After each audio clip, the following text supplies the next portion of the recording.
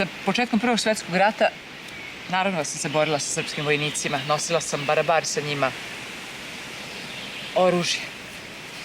Bila sam na Drini, Ceru, Kolubari. Prijavila sam se kao Natalija Bjelajac, plašeći se odmaza u slučaju da mene uhvate, da moja porodica u Mariboru ne bi stradala. Nažalost, na Ceru je moj stric poginuo, ali ja sam nastavila da se borim sa još većim žarom i žestinom. Sećam se Kajmakčalana između 12. i 30. septembra 1916. godine. Onaj isti Kajmakčalan koji pominje Vasilije Vukotić. Tada sam zarobila 30 bugarskih vojnika i dobila svoju drugu medalju za hrabrost. Ali ono čega ću se najviše sećati, to je proboj Solunskog fronta 15. septembra 1918. godine. Tada sam u lavovskoj borbi ranjena u grudi i u koleno. Eto, od tada pa do danas nosim sećanje. Jedan šrapnel u kolenu, kao sećanje na prolazak kroz kapije slobode.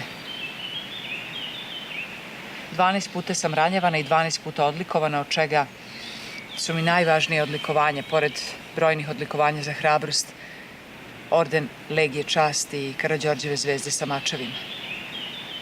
Po završenom ratu otišla sam da obiđem moju porodicu u Mariboru. Svi su bili živi, ali oni mene nisu prepoznali. Devojčica koja je pre 6 godina napustila Maribor vratila se kao prekaljeni vojnik, dvostruki vitez. Jedno vreme sam živjela u Bosni, onda sam otišla u Beograd. Za vreme Drugog svjetskog rata, naravno da su me Nemci odmah pokupili kao potvrđenog srpskog patriotu. Držali su me 9 meseci i pustili su me zbog nedostatka dokaza. Ostatak života provela sam mirno u Beogradu. Mirne duše sklopila sam oči u 81. godini života, tačno na 60-godišnjicu Cerske bitke, 16. avgusta 1974. godine.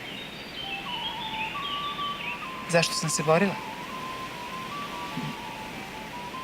Ja sam se borila za svoje ideale, za ujedinjenje južnoslovenskih naroda.